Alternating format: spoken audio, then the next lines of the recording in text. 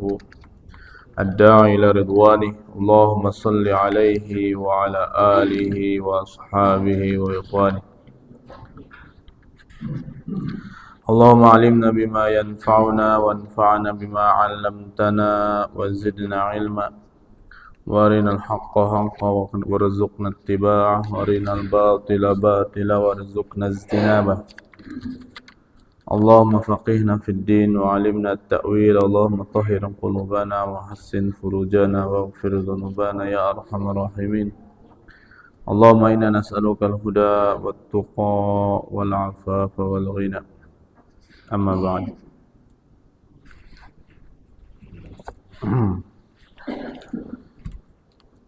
Baik hadirin rahimani rahimakumullah, jamaah salat subuh Masjid At-Taqwa. Semoga Allah Subhanahu wa taala selalu merahmati kita semua dan selalu memberikan taufik dan hidayahnya kepada kita semua. Alhamdulillah, pada kesempatan pagi hari ini di hari ke-14 bulan Dzulhijjah kita bisa kembali berkumpul bermajlis dalam sebuah majlis yang mulia, yaitu majlis ilmu. Semoga ini menjadi salah satu wasilah bagi kita untuk mendapatkan ampunan dari Allah Subhanahu wa taala, karena Rasulullah sallallahu alaihi wasallam menyebutkan dalam hadisnya, Allah Subhanahu wa taala berfirman, humul ladzina la yashqa ma'ahum jalisuhum. Mereka orang-orang penuntut ilmu tidak akan rugi bersama mereka orang yang hanya ikut duduk-duduk saja. Yaitu artinya bahwa apabila seseorang duduk di majelis ilmu, walaupun dia cuma numpang istirahat saja atau tidak begitu fokus mendengarkan, maka dia akan mendapatkan ampunan dari Allah Subhanahu wa taala.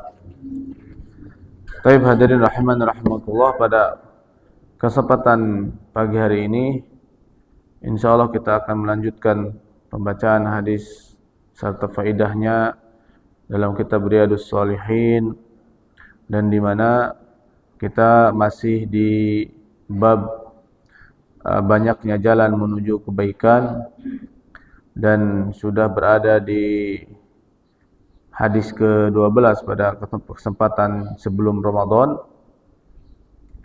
dan sekarang kita akan melanjutkan ke hadis nomor 13 di bab ini. Baik hadirin rahimani wa rahimakumullah. Wa an Abi Hurairah radhiyallahu anhu anna Rasulullah sallallahu alaihi wasallam qala idza tawadda'a al-'abdu al-muslimu aw al-mu'minu faghasala wajhahu kharaja min wajhihi kullu khati'atin nadhara ilayha bi'ainihi ma'al ma' aw ma'a akhir qatri al-ma'i fa idza ghasala yadayhi kharaja min yadayhi kullu khati'atin kana batashatha yadahu ma'al ma' aw ma'a akhir qatri al-ma' fa idza ghasala rijlaihi kharajat kullu khati'atin mashatha rijlahu ma'al ma' aw ma'a akhir qatri al-ma' hatta yakhruja naqiyan min adh-dhunub. Hadis riwayat Muslim nomor 244. Hadirin rahman rahimakumullah, Rasulullah sallallahu alaihi wasallam bersabda yang artinya apabila seorang hamba muslim atau dia seorang mukmin, ya, faghasala, dia berwudu, ya, dia berwudu, seorang mukmin atau seorang mukmin dia berwudu, maka kemudian dia mencuci wajahnya, maka keluar dari wajahnya semua bentuk kesalahan yang dia melihat dengannya, ya, yang dia melihat kepadanya dengan kedua matanya bersamaan dengan air. Itu bersamaan dengan air wudu yang membasuh mukanya, langsung seluruh kesalahan-kesalahan kita dihapuskan. kesalahan yang dibuat oleh mata atau oleh mulut. Aw ma akhiri qatril ma, atau kesalahan itu runtuh keluar dari wajah kita bersama tetesan terakhir air wudu. Fa idza ghassala yadayhi kharaja min yadayhi kullu khati'atin kana batashatha. Apabila dia membasuh kedua tangannya, maka akan keluar dari kedua tangannya semua bentuk kesalahan kana batashatha, yang dimana kesalahan itu ya dilakukan, dipegang oleh kedua tangannya, kesalahannya itu keluarnya bersama air. Aw ma akhiri qatril ma, atau bersama tetesan terakhir air wudu yang ada di tangan kita. Terus fa idza ghassala rijlaihi kharajat kullu khati'atin mashatha. Apabila dia membasuh kedua kakinya, maka akan keluar seluruh kesalahan-kesalahan, seluruh dosa ya yang dilakukan oleh kedua kakinya, dosa jalan ke sini, dosa nendang sini ya, atau melakukan ini, melakukan itu, beriringan dengan air atau bersama tetesan terakhir dari air wudu, hatta yakhruja naqiyan minadz-dzunubi, sehingga setelah dia beres berwudu maka keluarlah dia dalam keadaan suci dari dosa. Jadi hadis ini hadirin ya, ibu-ibu dan bapak-bapak rahimakumullah, ialah berkaitan dengan yaitu keutamaan wudu. Jadi wudu itu salah satu dari ibadah al-mahwiyah, ibadah yang menghapus dosa-dosa yang tidak kita sadari. Sehingga dalam hadis yang hasan, yang dihasankan oleh Ali Al-Madini dan Syekhul Islam, bahwa ada orang yang sudah mau jatuh ke dalam jurang neraka jahanam. Ya, sudah mau jatuh. Bahkan bukan Yahwi, sudah jatuh. Tapi tidak jadi kembali diangkat, karena kenapa? Karena dia telah berwudu di saat dia hidup, berwudu dengan wudu yang baik. Akhirnya pahala wudu tadi hadirin menyelamatkan kita dari kemurkaan Allah Subhanahu wa taala. Maka disinilah ya kecerdasan Syekh Muhyiddin Yahya bin Syaraf An-Nawawi. Beliau membuat bab dalam Riyadhus Shalihin ini, bab banyaknya jalan menuju kebaikan. Maksudnya adalah bab banyaknya jalan menuju surga. Karena selama seorang mukmin itu bersaksi bahwa tiada Tuhan yang hak disembah kecuali Allah semata, dan Muhammad ialah hamba Allah dan Rasulnya, dan Isa adalah hamba Allah dan Rasulnya, serta kalimat Allah yang Allah ya tujukan kepada Maryam, dan juga ruh milik Allah atau ruh Allah, surga itu benar adanya, neraka itu benar adanya, maka dia akan dimasukkan oleh Allah ke dalam surga sesuai dengan amalnya. Ala ma kana minal amal, sesuai dengan amal ibadahnya. Maksudnya apa? Kata ulama, mungkin dia tidak masuk surga gara-gara sholatnya, tetapi dia masuk surga gara-gara buang sampah ke tempatnya. Mungkin dia tidak masuk surga gara-gara hajinya, tapi dia masuk surga gara-gara wudunya. Dia tidak masuk surga gara-gara ibadah yang lainnya, tapi dia masuk surga hanya gara-gara mandi junubnya dan segala bentuk kebaikan. Dia tidak masuk surga dengan salatnya, hajinya, zakatnya, puasanya, dan tek-tek bengeknya, tapi dia masuk surga hanya gara-gara baca bismillah sebelum makan. Seperti itu. Itu namanya ala makan minal amal. Intinya kita beramal soleh lah. Perbanyak sunnah Nabi, karena kita tidak tahu akan masuk surga dari mana saja. Yang penting syaratnya apa? Tidak mensyirikan Allah. Itu hanya mentauhidkan Allah semata, bersaksi bahwa Nabi Muhammad adalah utusan Allah dan hambanya, Nabi Isa adalah utusan Allah dan hambanya, ya, dan kalimat Allah yang Allah tujukan kepada Maryam dan Ruh Allah, artinya tidak melakukan gulu kepada orang-orang soleh ini, ya, dan menganggap mereka adalah sebagai utusan Allah, dan kita bertaasi, yaitu apa? Mencontoh dan melaksanakan sunnah baginda kita Nabi Muhammad SAW. Kita bersaksi bahwa surga itu ada, neraka itu ada, artinya kita berakidah dengan akidah yang benar, ya, itu kuncinya, berakidah dengan akidah yang benar. Adapun masuk surga, ya, dilihat dari amal ibadah kita. Mungkin kita tidak masuk surga dengan haji, puasa kita dan yang lainnya, tapi kita masuk surga gara-gara kita duduk di majelis ilmu. Dan banyak hal lainnya, hadirin. Ya, dan banyak hal yang lainnya. Maka di sini hendaklah kita memperhatikan wudu kita.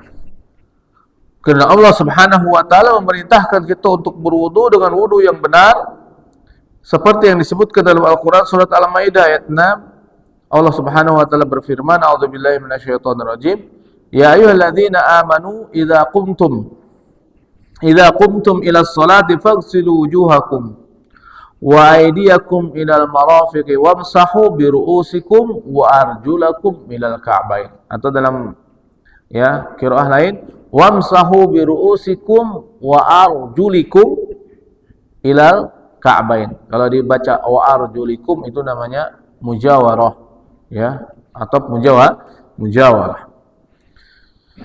Wahai orang beriman, apabila kalian mau mendirikan salat atau apabila kalian mendirikan salat, maka hendaklah basuh dulu wajah-wajah kalian dan kedua tangan kalian sampai sikut. Dan basuhlah dan usaplah rambut kalian dan juga kaki-kaki kalian sampai mata kaki. Perhatikan di sini hadirin. Jadi seorang muslim yang mendapatkan keutamaan, diampuni segala kesalahannya dikala dia berwudu, apabila dia berwudu sesuai dengan sunnah Rasulullah SAW. Tidak sembarangan wudu, perhatikan itu. Harus sesuai sunnah Rasulullah SAW. Tidak asal wudu. Wudu juga punya fikihnya, punya aturannya yang harus kita perhatikan di sini. Pertama, hendaklah kita wudu dengan memperhatikan air wudu. Tidak asal air. Harus airnya adalah air yang tahur, bukan air yang tahir. Apa perbedaan air tahur dan air tahir? Tahur artinya adalah air yang suci dan bisa mensucikan. Adapun air tahir, air suci, tapi tidak bisa dipakai untuk bersuci. Air tahur sudah ditentukan oleh syariat. Jumlahnya cuma 8.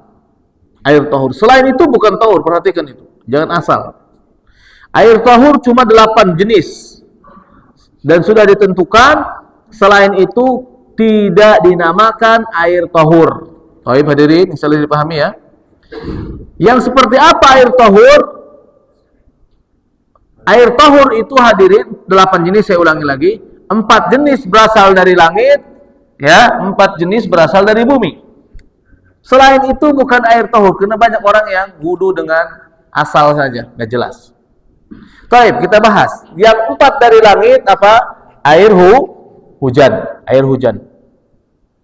Kedua adalah air salju. Kita nggak ada salju di sini. Kalau ada salju menggigil. Yang kedua adalah air apa? Barad, air es. Salaj artinya air salju, air barad artinya air es, hujan es, letak, itu boleh dipakai wudu. Yang keempat adalah yaitu apa? Tol. Apa sih namanya? Nada, ya, bukan tol. Itu air embun. Ya, di daerah Tunisia, di pegunungan padang pasir banyak embun mereka, ya, tapi tidak ada sumber air. Mereka membuat alat untuk menangkap air, jaring, ya, menangkap embun. Akhirnya embun tadi nempel di jaring, ya, kemudian menjadi tetesan jatuh ke bawah, dan kemudian disalurkan ke penampungan air, itu air embun. Ya. Dan itu hukumnya air tahur, hampir mirip dengan air hujan. Kemudian yang 4 dari bumi apa? Air laut. Tahuru ma'uha wa hilu maitatuha, kata Nabi. Air laut adalah suci airnya, ya, suci dan mensucikan airnya, halal bangkainya. Kemudian air sungai, danau, sungai sama saja. Mau dia sungai Angke, ya, yang penting tidak bau saja. Kemudian sungai Kapuas, sungai apalagi yang besar itu di Tangerang, ya. Kemudian air sumur, dan kemudian yang terakhir adalah mata air, itu yang dari bumi. Selain itu tidak boleh dijadikan alat untuk berwudu. Apa itu? Banyak ustaz dari bumi. Ya, apa aja? Air nira, ya, nira aren, nira kelapa, air kelapa, itu kan. Air tuak itu yang keluar dari pohon, akar-akaran, yang bukan berasal dari tanah yang mengalir, namanya mata air. Tapi yang menetes dari pohon, ya, namanya itu air tuak. Dia bukan tohur tapi tohir, suci, tidak bisa dijadikan untuk berwudu. Sehingga ada orang membuat tutorial, kayaknya dari hutan Kalimantan atau hutan Sumatera, ada namanya kibarela, bahasa kami namanya kibarela. Kibarela itu pohon yang merambat, gede, segede tangan, segede betis. Biasanya kalau di kampung dulu dipakai untuk obat batuk, ya, dipakai obat batuk. Panjang, merambat, maka dipotong aja pohonnya, dan dipotong lagi atasnya, bahwa keluar airnya sangat deras sekali. Kata dia, kalau di hutan tidak ada air, tinggal berwudu saja dengan air pohon. Enggak sah. Itu hukumnya air tahir. Begitu juga air yang keluar dari kelor, misal. Banyak itu yang keluar dari kelor, nggak bisa. Itu hukumnya air tahir. Sama seperti dengan nira, kemudian air kelapa, segentong, sedrem, nggak bisa dijadikan untuk bersuci. Begitu juga susu kambing, susu onta, susu kebo, ya, susu sapi, itu tidak bisa dijadikan untuk bersuci. Begitu juga teh atau air kopi, itu juga adalah tidak bisa dijadikan bersuci. Jadi air tahir itu banyak macamnya. Air tahir yang jenisnya memang berasal dari alam, seperti itu air kelapa dan semisalnya. Ada air tahir yang berasal dari air tahur. Apa itu air tahir yang berasal dari air tahur? Yaitu tahur, air misal dari air hujan, air sumur, air aqua, ini air tahur. Kemudian hilang sifat keairannya atau nama keairannya. Kenapa bisa hilang sifat keairannya dan nama keairannya? Karena bercampur dengan barang yang suci. Bercampur dengan barang yang suci, baik itu yang sucinya bersifat padat atau bersifat cair. Contohnya tadi Pak De buat susu, pakai air apa Pak De? Air sumur misal. Dipanasin, dicampur dengan kopi. Jadilah air kopi. Antum minum apa? Minum kopi. Masa minum dedak kopi?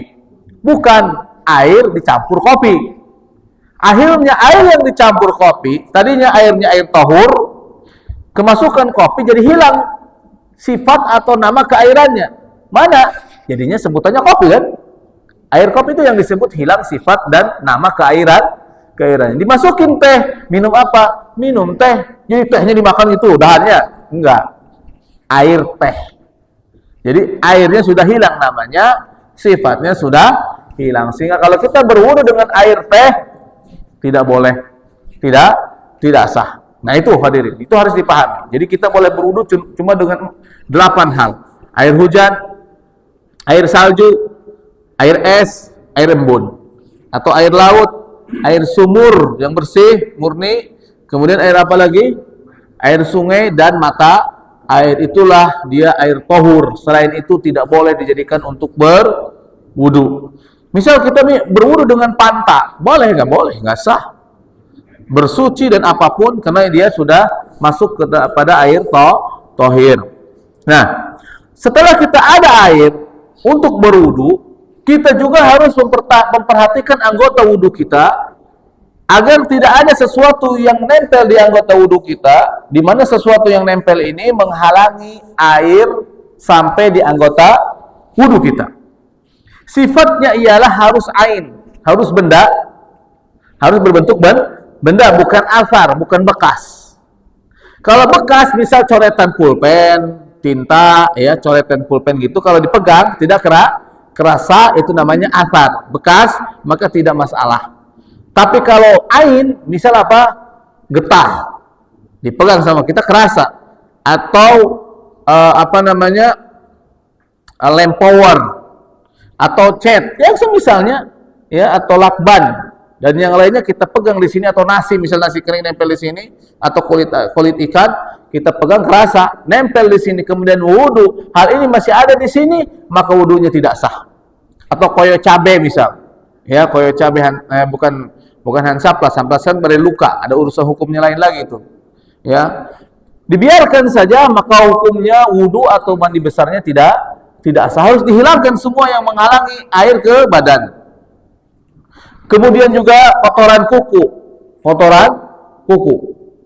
yang ada di bawah kuku, kotor, hitam, kukunya panjang, hitam di sini, wudu tidak dibuang ini, maka hukumnya tidak sah. Baik dalam mazhab Hambali itu mutlak tidak sah, hukumnya batal, tidak sah wudunya, dan sholatnya tidak sah. Makanya tangannya jangan panjang-panjang, ya kukunya, karena nanti kalau ada kotoran tidak sah wudunya. Kalau itu sudah beres, tinggal kita wudu. Nah, di dalam wudu, biar kita dapat pahala ini, ya, hendaklah kita memperhatikan rukun-rukun wudu. Rukun wudu ada berapa? Ada 6. Pertama, niat dibarengkan dengan mencuci muka. Kedua, mencuci muka. Ketiga, membasuh kedua tangan. Keempat, mengusap kepala. Kelima, ya, membasuh kedua kaki. Keenam, yaitu tertib dan mualah. Tertib dan apa itu tertib? Ya tertib. Ya, tidak boleh nyuci kaki dulu kemudian nyuci muka. Cuci tangan dulu baru kemudian cuci muka, nggak boleh, harus muka, tangan, ngusap rambut, kemudian kedua kaki. Dan mualah harus simultan, kesinambungan. Tidak boleh cuci muka dulu kemudian ngobrol sampai kering, baru kemudian cuci kedua tangan. Atau tangan kanan dulu, sudah kering tangan kanan, pindah ke tangan kiri. Itu pun tidak sah. Lah, dalilnya dari mana Ustaz? Ini dari Al-Quran tadi. Lah, mana nggak ada di sini mualah dan tertib? Ya nggak ada ya Bang. Tapi namanya dalam berdalil itu ulama melihat dari banyak sudut.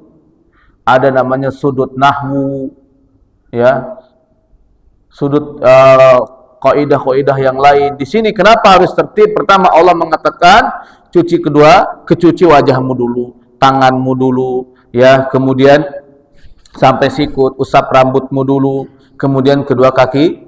Nah, di sini kan berurutan, berarti harus tertib. Nah, terus mualahnya gimana? Di sini ada wawu. Faghsilu wujuhakum wa aydiyakum ilal marafiqi wamsahu biru'usikum wa arjulakum. Wa. Namanya itu adalah wawu al-musyarakah. Wawu itu maknanya dalam ilmu nahwu namanya lil musyarakah, untuk berbarengan. Tidak ada jeda. Bisa dipahami Bapak-bapak, Ibu-ibu? Ustaz, di mana ente bilang tadi mualah itu dalilnya mana hadisnya? Enggak ada hadisnya. Sampai ya kuda ngengkel gigit besi sampai lebaran kuda pun gak bakalan ketemu. Bahasa Indonesianya gitu kan, beri bahasa. Atau kalau bahasa Sunda sampai ular tak-takan puyuh buntutan. Itu tidak akan ketemu dalil mualah. Dalilnya itu dalam Al-Quran, dari kalimat, dari ayat-ayat tadi ada namanya waw lil musyarakah. Artinya harus sinambungan, berbarengan. Terus menerus berbarengan, tidak boleh ada jeda. Nah, kita berwudu. Cara berwudu yang benar, pertama kita cuci tangan dulu. Ini sudah nggak ada yang menutup ini di tangan kita. Kita cuci tangan dulu 3 kali, diawali dengan Bismillah, cuci tangan. 3 kali. Boleh pada saat kita di dalam WC, wudu dalam WC, baca bismillah boleh. Enggak apa-apa baca bismillah boleh di dalam WC, karena memang ini khusus untuk berwudu. Para ulama membolehkan. Khusus saja untuk berwudu. Tapi dalam hal lain tidak boleh. Ambil ember misal, bismillah di dalam WC, enggak boleh. Ya, tetapi hanya kalau untuk berwudu boleh, karena ada ya sunnahnya. Kemudian yang selanjutnya adalah kita kumur-kumur dan istinsyak. Apa kumur-kumur dan istinsyak? Kita ngambil air, separuh dimasukkan ke mulut, separuh dihisap ke hidung pelan saja sampai air ada di sini, kemudian kumur-kumur, keluarkan oleh mulut, kemudian dising-singkan oleh hidung agar keluar kotoran dalam hidung sehingga hidung kita bersih terus. Berapa kali? 3 kali. Nah, ini dalam mazhab Syafi'i kumur-kumur dan istinsyak itu sunnah muakkad. Dalam mazhab Hambali hukumnya wajib. Kalau enggak sah wudunya. Kenapa? Karena Nabi SAW tidak pernah meninggalkan kumur-kumur dan istinsyak di dalam berwudu. Kemudian habis itu cuci muka. Perhatikan, cuci muka itu enggak sembarangan. Banyak orang yang cuci muka seumur umur tapi wudunya tidak sah. Cuci muka juga ada rukunnya. Ya, dia cuci muka doang begini. Cuma segini aja cuci mukanya. Nggak sah wudunya. Sama sekali nggak sah. Karena muka itu ada batasan. Batasannya adalah dari tempat tumbuhnya rambut di sini. Walaupun dia kepalanya mohon maaf botak misal, nggak ada rambutnya, tetap dari sini tempat tumbuhnya rambut. Dulu waktu ada rambutnya ya di sini seperti ini, sampai muntahazakan, sampai ujung dagu, bukan ujung jenggot, ujung dagu. Jadi kita cuci dari sini ke sini. Kalau ada jenggotnya di sela-sela begini. Lebarnya dari watad udhunain, ini watad pentil telinga, ke kanan ke kiri atau kiri ke kanan. Jadi begini cara cuci muka itu. Nah, gini. Hadirin. Ya, 3 kali. Sekali atau 2 kali atau 3 kali. Itu saja batasannya. Kemudian habis itu cuci tangan. Tangan orang suka banyak bertanya, Ustaz, mencuci tangan itu dari sikut atau ke kanan, ke tangan? Saya tanya, mana yang disebut tangan dalam bahasa Arab? Tangan itu ini atau ini? Tangan ini namanya sa'id. Pergelangan, bukan tangan dalam bahasa Arab. Dipahami jadi? Ini namanya sa'id. Dan ini namanya apa? Bukan tangan, pergelangan. Tangan itu ini. Tangan itu ini. Sehingga kalau orang mencuri, dipotong tangannya, bukan dipotong sikutnya. Ya. Jadi banyak orang usul kalau wudu kan dari sini ke sini. Dari mana itu dalilnya? Kan sudah jelas dari dalam ayat wagsilu wa aydiyakum ilal marafiqi. Dan tangan-tangan kalian ke sikut. Di mana ila itu ada liintihail ghayah dalam bahasa nahwu. Maknanya adalah untuk mengakhiri tujuan, bukan mengawali tujuan. Min aina anta? Ana min Pamulang. Aina anta? Ana sadhhab ila min Pamulang ila Jakarta. Aku akan pergi dari Pamulang ke Jakarta. Mana yang jadi tujuan? Jakarta. Maka cuci tangan dari sini sampai sikut. Begini cara cuci tangannya. Bukan dari sikut ke tangan. Seperti itu hadirin. Ya kalau dari sikut ke tangan boleh, boleh saja sebenarnya. Ya, cuma afdhaliyahnya adalah dari tangan ke sikut. Dilebihkan sedikit, gurrah namanya. Dilebihkan 3 jari. Jangan pas sikut saja, lebihkan dikit. Kemudian kanan, kemudian kiri. Jadi dari tangan ke sikut. Kemudian habis itu apa? Mengusap kepala. Mengusap kepala itu cuma sekali. Kaidahnya dalam fikih, setiap yang diusap cuma sekali. Tidak 3 kali. Sehingga pada saat kita tayamum, sekali. Hadisnya seperti itu. Tayamum sekali, muka, kedua tangan. Atau kedua tangan, kemudian muka. Ya. Ngusap kepala itu cuma sekali. Sunnahnya, dalam mazhab Syafi'i, dari depan ke belakang. Dalam mazhab Hambali, wajib harus seperti ini. Ke depan ke tengkuk, kemudian ke belakang ke tengkuk, kemudian ke depan lagi. Kemudian langsung telinga. Itu sunnah muakkad dalam mazhab Syafi'i. Ya, tapi wajib dalam mazhab Hambali. Kalau nggak begitu nggak sah wudunya. Karena Nabi melakukan seperti itu, seperti dalam hadis Abdullah bin Zaid dan juga hadis Imran Maula Utsman bin Affan, hadis Bukhari dan Muslim. Adapun telinga, kenapa nggak disebutkan di sini? Nah, ini harus kita pahami. Karena telinga itu sunnah. Telinga itu sunnah, bukan rukun, dan disinilah khilaf para ulama. Ya, itu juga berdasarkan hadis bahwa telinga itu sebagian mengatakan bagian dari kepala, sebagian lagi mengatakan bukan bagian dari kepala. Kalau bagian dari kepala, maka tinggal setelah ngusap rambut, ke depan lagi langsung ngusap telinga. Kenapa? Karena bagian dari kepala, bukan dibasuh tapi diusap. Kalau bukan, ya udah tinggal ambil air baru, diusapkan ke telinga. Beres, sudah segitu permasalahannya. Tidak begitu susah. Habis itu basuh kedua kaki, harus lewat mata kaki, nggak boleh di bawah mata kaki. Wailul lil alqabi minan nar. Orang berwudu di bawah mata kakinya tidak terbasuh, maka bagi dia adalah kemurkaan Allah Subhanahu wa taala, itu sebuah lembah di neraka yang sudah Allah siapkan. Ya. Kenapa? Karena salatnya tidak sah. Wudunya tidak sah, salatnya tidak sah. Maka harus dilewatkan. Jadi harus lewat, mohon maaf, dari mata kaki ini harus lewat seukuran 3 jari, itu namanya ghurrah. Nanti pada hari kiamat itu akan menyala semua, tangan kita, kaki kita menyala. Sehingga para sahabat di antara Abu Hurairah, beliau menafsirkan ghurrah itu dikala membasuh muka, beliau usap sampai ke tengkuk. Jadi membasuh muka, beliau usap sampai ke tengkuk dalam hadis yang sahih riwayat Bukhari. Seperti itu Bapak-bapak Ibu-ibu.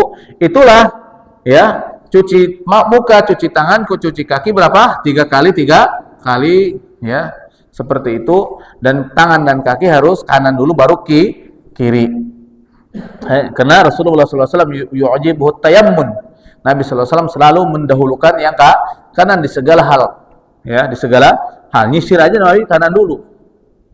Apalagi berwudu. Nah, ini hadirin. Kalau seperti ini, insya Allah wudu kita akan menyebabkan Allah mengampuni dosa-dosa kita. Dan tidak boleh ada riya di dalam wudu. Tidak boleh ada riya, ada ingin dipuji, ingin dilihat atau sum'ah. Sehingga ulama mengatakan, kalau kita berwudu, kemudian misal pas cuci tangan kanan, ada unsur ingin dilihat oleh orang. Wah, ini lihat nih, aku wudu sesuai sunnah Nabi nih, keren kan? Seperti itu kan? Ya. Kemudian cuci tangan kiri, maka kata ulama harus balik lagi ke tangan kanan.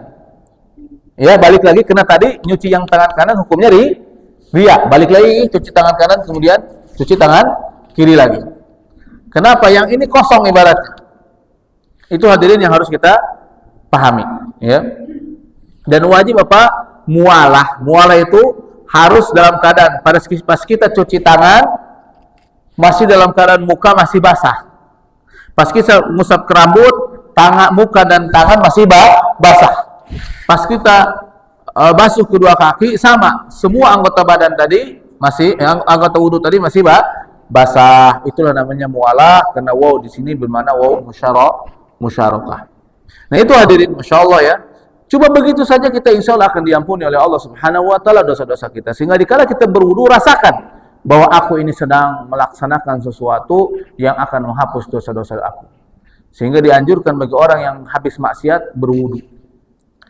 Lebih bagus lagi sholat, berzikir, bersodakoh, agar akan menghapus kesalahan-kesalahan yang dia lakukan. Masya Allah, hadirin rahiman rahimakumullah. Jadi perhatikan wudunya ya, jangan asal wudu. Airnya juga jangan air mustakmal, ya, jangan air mustakmal, air bekas wudu.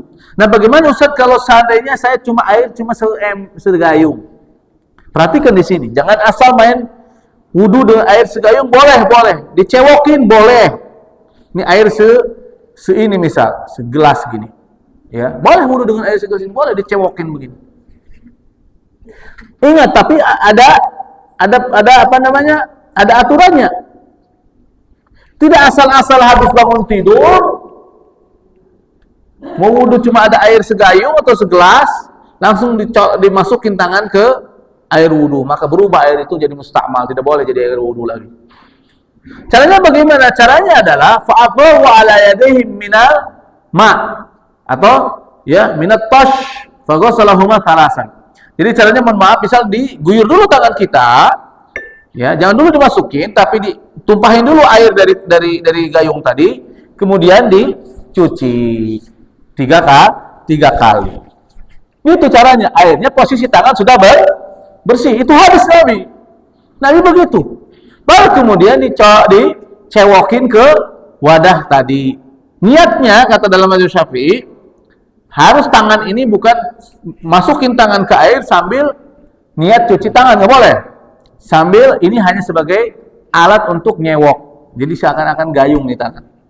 Jadi dicewokin, wudu, cuci tangan, cewokin lagi cuci muka, kemudian tangan, seperti itu. Boleh. Ya, dalam mazhab Syafi'i syaratnya cuma dengan satu tangan, jangan dua tangan. Jangan dua tangan. Ya, saya suka melihat teman-teman, airnya segayung ditaruh di bawah. Nggak ada cuci tangan dulu, langsung dicelupkan kedua tangannya langsung wudu. Nggak boleh begitu. Nah, ini berdasarkan apa? Ini berdasarkan hadis Himran dan juga hadis Abdullah bin Zaid. Abdullah bin Zaid. Seperti itu. Hadis sahih. Ya, makanya ya dulu saya suka melihat teman-teman waktu SMA, ya, yang tidak bermazhab dengan mazhab Syafi'i, berwudu di ember kecil, begitu langsung dicelupin ke ember dua-duanya. Saya jangan kayak gitu, alah nggak apa-apa, ngapain itu mazhab Syafi'i, nggak ada dalil. Semua ada dalilnya ternyata. Kita aja yang bodoh, ya, nggak ada dalilnya katanya. Bilang harus satu tangan, itu mungkin kita aja yang bodoh, nggak paham hadis. Di dalam hadis itu memang fa'afragu ala yadayhi minal ma baghasalahuma salasan summa adkhala yadahu fit tash. Kemudian Nabi memasukkan satu tangannya, yadahu mufrad, satu tangannya ke ember, ya, faghasala wajhahu dan seterusnya. Yadahu bukan yadaihi. Maka itu dalam mazhab Syafi'i syaratnya harus satu tangan. Kalau dua tangan jadi tidak boleh. Jadi hukumnya air itu jadi air tohir, bukan air tahur lagi. Kalau dua tangan tetap harus satu tangan, merujuk ke dalam hadis yang diriwayatkan oleh Bukhari dan Muslim. Oke, hadirin bapak-bapak dan ibu-ibu, seperti itulah ya wudu yang insya Allah akan menyebabkan kita mendapatkan ampunan dari Allah Subhanahu wa Ta'ala. Nah, kalau kita habis wudu, ini permasalahan fikih sekalian saya bahas. Misal kita wudu, kita pikir di anggota wudu kita ini tidak ada yang menghalangi air. Pas kita sudah wudu, sudah kering, mau sholat, pas jalan ke masjid, ternyata ada koyo cabe. Ya, karena misal kayak saya badannya suka pegel, saya pakai koyo cabe. Saya tempelin, kecil, misal, mau wudu nggak kerasa. Pas ditengok, mau sholat ada koyo cabe. Atau pas mau sholat di sini ada, habis ngecat kita ada cat. Ditengok-tengok perasaan tadi mau wudu saya nggak ada. Kayak biasanya suka kayak gitu. Pas mau sholat, mutakbiratul ihram bahkan sudah sholat, ditengok ada cat. Kita yakin bahwa cat ini ada sebelum kita wudu sholat subuh tadi, misal. Maka harus batal sholatnya, dibuang catnya, wudu kembali. Wudu kembali. Nggak sah wudunya, batal. Kenapa? Ini si anggota ini tidak terkena air, tidak tertembus air. Mutlak itu ijma ulama. Nggak boleh ada hal yang menutupi air sampai ke kulit. Seperti itu bapak-bapak ya. Jadi jangan sembarangan. Saya suka lihat orang-orang habis ngecat, ini cat di sini, ini di sini, sholat. Berarti dia habis wudu, berarti ada cat. Kecuali kasusnya kita sudah wudu. Misal dari duhur, sholat duhur kita wudu. Kemudian habis itu kita punya wudu. Ya, asar. Kemudian kita lihat di tangan ada misal nempel lakban. Kita tidak tahu kapan lakban nempel, maka dalam hal ini kita ukur ini ke zamanin qorib, ke waktu yang dekat. Kita katakan, oh ya tadi lakban ini nempel kayaknya habis sholat duhur. Habis sholat duhur tadi ini kayak saya ketempelan lakbannya, udah berarti nggak perlu wudu lagi. Itu caranya agar tidak ragu-ragu. Ya hadirin rahimani wa rahimakumullah. Kemudian yang selanjutnya hadirin, hadis yang ke-14. Hadis yang ke-14 adalah masih menceritakan tentang amalan-amalan yang akan menghapus dosa-dosa kita. Dari Abu Hurairah radhiyallahu anhu dari Rasulullah sallallahu alaihi wasallam, dari Rasulullah sallallahu alaihi wasallam, qala, beliau bersabda, as-shalawatul khamsu, salat 5 waktu. Wal jumu'atu ilal jumu'ati, dan Jumat ke Jumat. Wa ramadhanu ila ramadhana, dan Ramadan ke bulan Ramadan yang akan datang. Mukaffiratun lima bainahun idza jtunibati al-kabairu. Ya, akan menghapus dosa-dosa kita di antara keduanya jika meninggalkan hal-hal itu dosa-dosa besar. Perhatikan hadirin. Kita sholat 5 waktu. Kita sholat 5 waktu bukan karena kita ingin menguntungkan Allah. Ya, Allah tidak butuh dengan sholat kita.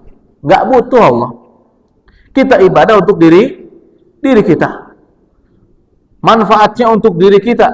Kita maksiat juga mudaratnya untuk diri kita. Law anna awwalakum wa akhirakum insakum wa jinnakum kanu ala atqa qalbi rajuli wahidin minkum ma zada fi mulki syai'a, kata Allah. Kalau seandainya ya kalian manusia pertama Adam dan manusia terakhir, jin atau manusia, semuanya jiwanya, imannya seperti iman Muhammad sallallahu alaihi wasallam, ketakwaannya seperti ketakwaan Nabi Muhammad sallallahu alaihi wasallam, semua tidak ada yang kafir di muka bumi ini, Allah tidak akan merasa diuntungkan. Artinya tidak akan bertambah dari kerajaan Allah Subhanahu wa taala sedikit pun. Begitu juga kalau seandainya kata Allah, seluruh manusia termasuk Nabi Muhammad, ini seandainya ya, dari Nabi Adam sampai manusia terakhir, hatinya seperti kanu ala afjari qalbi rajul wahid minkum. Manusia dan jin hatinya seperti iblis semua. Seperti iblis semua. Allah tidak akan rugi. Allah tidak akan, sama sekali Allah tidak rugi. Yang rugi siapa? Manusia semua, kita semua. Maka kita sholat 5 waktu itu karena kita butuh dengan sholat 5 waktu. Kita sholat 5 waktu bukan karena kita so alim. Banyak orang bilang, ente sholat terus, so alim lu. Siapa yang alim? Sok suci. Siapa yang suci? Justru saya sholat 5 waktu, sholat Jumat, puasa Ramadan, karena saya tidak suci. Karena saya banyak dosa. Saya tidak tahu saking banyaknya dosa saya. Sehingga dengan banyak saya melaksanakan sholat 5 waktu, istiqamah dalam melaksanakan ini, semoga dosa saya Allah hapuskan, ya, tanpa saya tahu bersih. Jadi sholat 5 waktu itu bagaikan mesin cuci otomatis yang terus menghapus dosa kita setiap hari. Dosa apa? Dosa-dosa kecil. Ya dosa kecil kalau dibiarin jadi ke gunung, batu, ya jadi keras. Hadirin, selagi kita meninggalkan dosa-dosa besar, walaupun ulama khilaf, ya, ada yang mengatakan dosa besar, ada yang mengatakan dosa kecil. Intinya, selagi kita meninggalkan dosa besar itu zina, mencuri, mabuk-mabukan, membunuh dan semisal yang sudah ditentukan oleh Allah Subhanahu wa taala, ya, kedudukannya. Di mana dosa besar, ciri dosa besar itu kalau seseorang melakukan sebuah dosa dan diancam ada hukumannya di dunia atau di akhirat, ya, maka ini disebut kaidah dosa ini masuk ke dalam jenis dosa besar, ya. Tapi kita kan tidak tahu, lihat maksiat mata, maksiat mulut, maksiat tangan, maksiat kaki, maksiat, itu semua akan dihapuskan dengan sholat kita. Sehingga ada seorang sahabat, ya, pedagang kurma, bos kurma, tiba-tiba datang ke tokonya seorang sahabiah. Pak, saya mau beli kurma. Neng, di sana jelek-jelek kurmanya. Masuk di dalam tuh, bagus-bagus. Ya. Pas masuk ke dalam, ibu-ibu tadi, ya, nggak tahu ibu-ibu, nggak tahu ABG, ya, gadis. Pas masuk ke dalam, digerayangin sama pedagang tadi, sama si bos tadi. Berarti melakukan dosa. Kemudian hadirin, apa yang terjadi? Dia sadar. Akhirnya dia pergi menghadap Rasulullah sallallahu alaihi wasallam, ya. Dan beliau pun memohon kepada Nabi untuk dirajam, untuk dihad. Kenapa kata Nabi? Habis zina, ya, ember masuk sumur? Enggak ya Rasulullah, kalau ember masuk sumur sih enggak. Cuma saya tadi habis melecehkan seorang perempuan. Oh, kata Nabi, enggak ada ya hukuman yang ini. Belum ada hukumannya.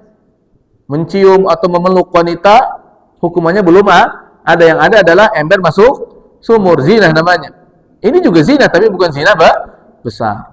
Akhirnya datanglah sholat asar, beliau pun sholat, Nabi sholat, beliau pun ikut sholat. Habis itu turunlah ayat aqimis sholat liduluki syamsi ila ghasaqil laili, aqimis sholata tarafain nahari wa zulfa minal lail, innal hasanati yudhibna sayyiati. Dirikanlah sholat di akhir siang dan di malam hari, sesungguhnya kebaikan itu akan menghapus keburukan. Maka kata Nabi, mana tadi yang bertanya ingin dihukum? Saya, Rasulullah, apa engkau tadi sholat berjamaah bersama kami? Sholat asar? Iya ya Rasulullah. Pergilah, Allah telah menghapus dosa-dosa engkau. Nah ini hadirin. Jadi setelah kita melaksanakan dosa, banyak kan melaksanakan kebaikan, diantaranya sholat. Sholat berjamaah itu adalah salah satu sebab penghapus dosa-dosa kita. Bahkan baru jalannya saja dari rumah sudah dihapus dosa-dosa kita. Ya, sholat 5 waktu. Sholat 5 waktu, kita sholat 5 waktu apa? Karena kita butuh kepada sholat 5 waktu. Bukan kita alim atau suci. Ya kalau sudah suci ngapain sholat 5 waktu? Kalau saya sudah suci, Atori itu suci kata Allah. Gak ada dosa secuil pun. Wah, saya udah malas hidup di dunia. Saya sudah pengen mati detik ini juga. Pokoknya saya akan pengen mati detik ini juga. Karena kan enak kalau sudah mati, gak ada dosa. Ya. Tinggal istirahat di kuburan, ya, nunggu hari kiamat. Bahkan saya akan berdoa di kuburan seperti sesuai dengan sabda Nabi apa? Ya Allah, segerakan hari kiamat. Biar cepat masuk surga. Kenapa? Gak ada dosa, gak disiksa kubur. Ya. Ini kita boro-boro mau mati sekarang aja udah deg-degan setengah mati. Takut dosa. Makanya kita banyakin sholat. Kalau ada orang bilang ke kita, sok suci lu, ya, sok alim lu, sholat terus, kita bilang justru saya ini banyak dosa, makanya saya sholat terus. Ya, kalau kita merasa banyak dosa, banyakin sholatnya, maka insya Allah dosanya akan dihapuskan. Gitu insya Allah, hadirin. Jadi sholat itu tidak ada kaitan dengan orang alim, tidak ada kaitan dengan orang suci. Mau dia bajingan, ya, koruptor, tukang begal, pezina, pemaksiat, sholat mah wajib. Gak ada istilahnya seperti itu. Sehingga saya jengkel, ada orang lagi nonton konser, ada wanita yang nonton konser, ya orang kaum muslimin, sekian orang yang nonton konser, ada fotonya, cuma dia yang sholat, di tengah-tengah konser. Dibully habis-habisan. Sok suci, kesap. Kalau saya melihat ini, bagus orang ini. Bagus, ya. Dia tidak meninggalkan sholatnya walaupun dia masih maksiat. Atau ada orang sholat bisa di klub malam. Bagus dia sholat. Bagus dia sholat daripada mereka yang tidak sholat. Ya, walaupun jangan dibuat musolah di klub malam. Tapi maksudnya setidaknya orang ini mau sholat. Selagi manusia mau sholat berarti dia dalam kebaikan. Setitik aja. Tapi kalau orangnya sudah enggak benar, tidak mau sholat, sempurna orang ini enggak baik. Hancur udah, enggak bisa ada yang diharapkan. Enggak ada yang bisa diharapkan. Kemudian apa kata Nabi? Wal jum'atu ilal jum'ah. Sholat Jumat ke sholat Jumat, hadirin. Sholat Jumat kita ke sholat Jumat yang akan datang, Jumat kemarin ke Jumat yang akan datang, akan menghapus dosa-dosa kita. Apalagi kalau kita mengamalkan sunnah Nabi yang ini. Ya, hadis riwayat Muslim dari Abu Hurairah, apa itu? Man tawaddu'a fa ahsanal wudu. Barang siapa yang wudu di rumahnya dengan wudu yang baik, sudah saya jelaskan tadi wudu yang baik kayak gitu sesuai sunnah Nabi. Kemudian summa ya ata ilal jumu'ah. Kemudian dia mendatangi Jumat. Jadi dia wudu di rumah dulu. Caranya sunnahnya begini. Kalau kita ingin dapat ampunan 11 hari yang akan datang. Wudu di rumah. Kemudian kita dari rumah datang ke masjid, baik itu mau pakai mobil, pakai motor, mau jalan kaki, nggak apa-apa. Yang penting caranya wudu di rumah. Kemudian sampai di masjid, duduknya mau di belakang, mau di depan, mau di tengah, mau di depan imam, nggak masalah. Yang penting syarat yang kedua apa? Summastama'a wa ansota. Sampai di masjid, pas imam khutbah, dia fokus mendengarkan, fokus khusyuk badannya, tidak bergerak-gerak, tidak melakukan, maksudnya tidak melakukan hal yang sia-sia. Sambil dengerin imam, sambil pegang-pegang jenggot. Sambil dengerin imam khutbah, sambil mengisi keropak. Perhatikan nih, bahaya nih, jangan coba-coba dah kayak masjid, pas khotib sedang khutbah, keropak diedarkan. Itu salah besar. Si DKM atau pengurus masjid telah menghapuskan seluruh ibadah para jamaah. Keropak masjid nggak perlu diedarkan, taruh aja di luar-luar. Ya, karena siapapun yang melakukan ibadah pada saat imam sedang khutbah, maka ibadah Jumatnya gugur sia-sia. Bahkan beramar ma'ruf nahi munkar pada saat imam sedang khutbah jadi mungkar. Amar ma'ruf jadi mungkar. Misal apa? Ada orang bercanda, diam, dengerin tuh imam khotib khutbah tuh. Jangan bercanda terus, jangan main HP terus. Kan bagus tuh sebenarnya. Tapi kalau pada saat khotib sedang khutbah, itu akan menghapus ibadah kita. Pada saat khotib sedang khutbah kita zikir, subhanallah, subhanallah, subhanallah. Gak? Ya bagus zikir. Tapi justru akan menghapus pahala Jumat kita. Nggak boleh. Nggak boleh zikir, nggak boleh salawatan, nggak boleh apalagi baca Quran, nggak boleh. Terus ngapain? Istima wa insat. Ngapain? Diam. Diam dengarkan. Diam ngantuk juga sama, nggak boleh. Dengerin imam khutbah. Itu ibadahnya. Jadi ibadah pada saat imam khutbah, khotib khutbah apa? Dengerin dengan khusyuk, itu ibadahnya. Sehingga di dalam ibadah ini tidak boleh ada ibadah yang lain. Sehingga ulama mengatakan zikir pun sama. Mengaminkan pun bisa menggugurkan. Karena doa khotib itu bukan hak kita. Haknya dia, hak khotib. Khusus khotib. Rukunnya apa? Rukun Jumat, rukun khutbah. Jadi bukan kita.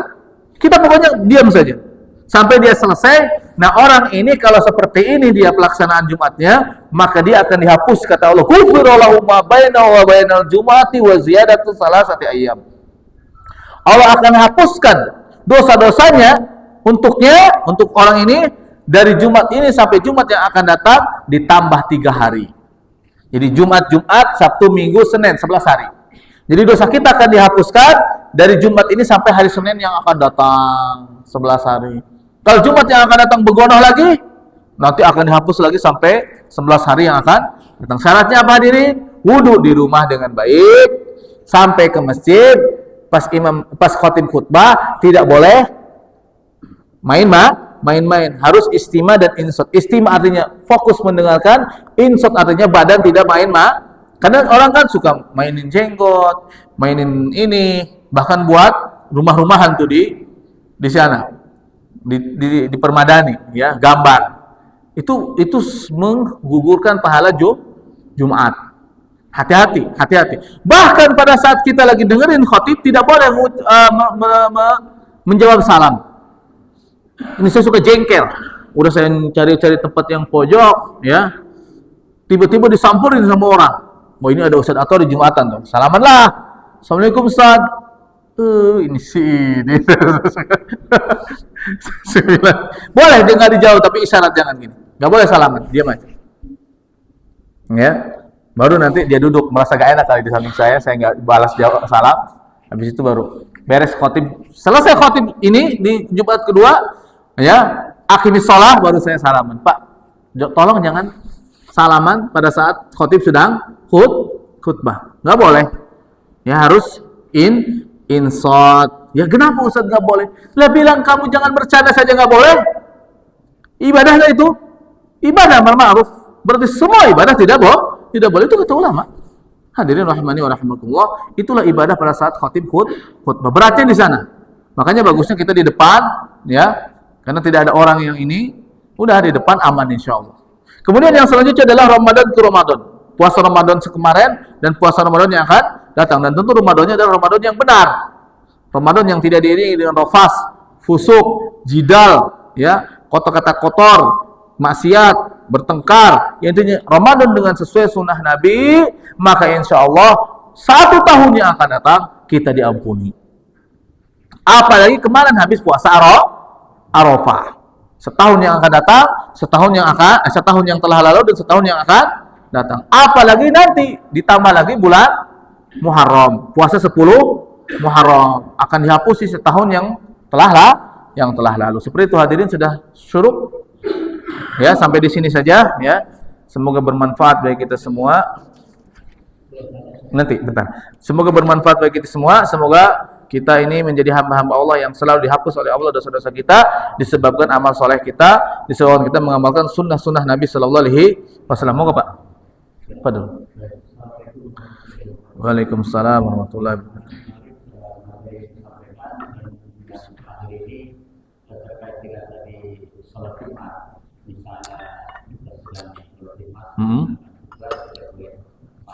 Siap.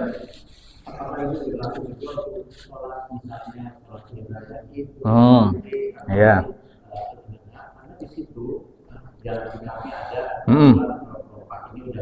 Siap. Ya. Ketika dilakukan itu ada keliling. Ya. Siap. Sedekah. Nah, itu satu penjelasan. Ya. Yang kedua, berkaitan dengan wudu gitu ya. Ada dalam suatu kondisi tertentu kita wudu katakan dengan menggunakan wastafel. Ya, tapi begitu kaki ya kan nggak mungkin naik ke sana walaupun pernah ada. Ya. Naik ke wastafel. Masih muda masih lentur. Ya, kakinya itu sekarang kakinya di keran sebelahnya. Ya. Nah itu apakah sudah masuk boleh? Ya. Dengan air yang sama ya? Ya. Beda. Baik Pak, terima kasih banyak pertanyaan yang bagus sekali. Semoga menjadi amal jariah bagi Bapak ya. Baik, yang pertama adalah bagaimana kalau di sholat Id? Bolehkah kita mengedarkan keropak atau ngobrol atau main HP atau apa? Boleh kalau sholat Id. Kenapa? Karena sholat Id itu khutbah bukan menjadi syarat, gak wajib. Jadi kalau kita habis sholat Id nggak pakai khutbah juga nggak apa-apa. Jadi sholat Id itu khutbahnya kan setelah. Makanya dia nggak jadi syarat. Jadi khutbah sholat itu nggak wajib, nggak jadi syarat, nggak apa-apa. Bahkan imamnya, khotibnya pada saat khutbah nggak perlu berwudu, nggak perlu punya wudu, bukan nggak perlu berwudu. Artinya setelah dia sholat Id batal nggak apa-apa khutbah. Tapi kalau sholat Jumat nggak boleh. Kalau imamnya batal, terus dia khutbah, nggak sah khutbahnya. Sehingga dalam sholat Id khutbahnya boleh satu, boleh dua. Kalau dalam sholat Jumat nggak boleh, harus dua. Kalau ada orang khatib khutbahnya cuma satu, khutbahan di sholat Id, di sholat Jumat, ya, sholat Jumat khutbahnya cuma satu misalnya. Loh kok cuma satu? Sesuai sunnah Nabi ini, sesuai Nabi apa kamu ini? Nggak boleh, ya harus dua kali khutbahan wajib. Karena syarat sahnya Jumat harus ada khutbah, maka dilaksanakan sebelum pelaksanaan sholat. Sehingga kita juga harus, jadi dikaitkan dengan sholat Jumat harus khusyuk dalam hari ini.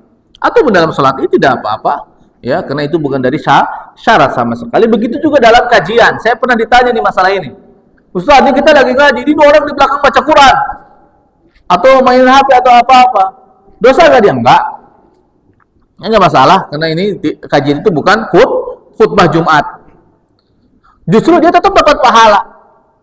Berdasarkan hadis Abu Hurairah tadi, riwayat Bukhari apa? Humul ladzina la yashqa ma'hum jalisuhum. Mereka para penuntut ilmu tidak akan merasa dirugikan orang yang hanya ikut duduk-duduk saja bersama mereka. Jadi bapak-bapak atau ibu-ibu atau kita kalau lagi pengajian duduk di pojokan sambil ngantuk-ngantuk atau sambil main HP, ya, atau sambil baca Quran atau terserah lah, intinya nggak ikut kajian lah, cuma ikut duduk saja, dia nggak niat ikut kajian, itu pun dia dapat pahala ampunan dari Allah Subhanahu wa taala. Itulah kehebatan menuntut ilmu. Yang selanjutnya adalah wudu. Nah, wudu itu hadirin, satu kali saya sempurnakan lagi penjelasannya. Di dalam membasuh harus airnya mengalir. Membasuh muka airnya harus mengalir. Ada air mengalir sampai netes ke bawah. Itu namanya membasuh. Begitu juga tangan, begitu juga kaki. Nah, kalau ngusap rambut, tidak boleh kita ngusap rambut, air ditumpuk di sini, dipukrukin ke kepala. Namanya membasuh. Kalau mengusap itu basahin tangan, kemudian kepretkan, kemudian diusap. Sehingga banyak orang yang berwudu pakai kispay. Ya, banyak yang umroh, semprot, usap. Semprot tangannya, usap. itu nggak sah wudunya.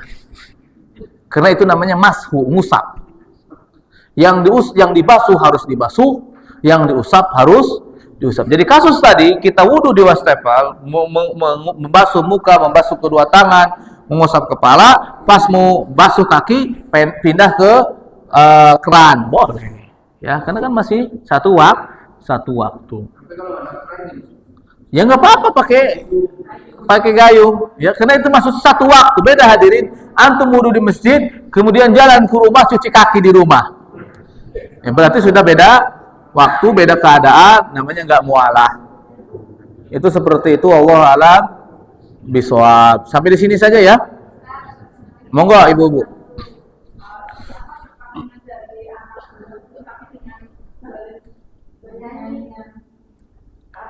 Oh, dengan nyanyian. Ya. Boleh. Tapi asal jangan pakai musik. Ya. Itu namanya masuk ke syair. Tarannum boleh. Ya. Cuci muka dulu, kemudian kita cuci tangan, gitu kan? Ya boleh, ya. Enggak ada mas. Itu namanya syair. Yang penting jangan Qur'annya yang dinyanyi. Boleh, Ibu, enggak ada masalah, ya. Tidak ada masalah, yang penting jangan pakai musik, ya, seperti itu. Jadi syair itu boleh dalam Islam. Syair itu boleh. Nabi juga bersyair, bertarannum, seperti itu. Contohnya apa? Allahumma la aisha illa aishal akhirah faghfir lil muhajirin faghfir lil ansari wal muhajirah, kayak gitu. Itu syair Rasulullah sallallahu alaihi wasallam. Baik, ibu-ibu sampai di sini. Bapak-bapak ya, subhanakallah bihamdika asyhadu an la ilaha illa anta astaghfiruka wa atubu ilaik. Assalamualaikum warahmatullahi wabarakatuh.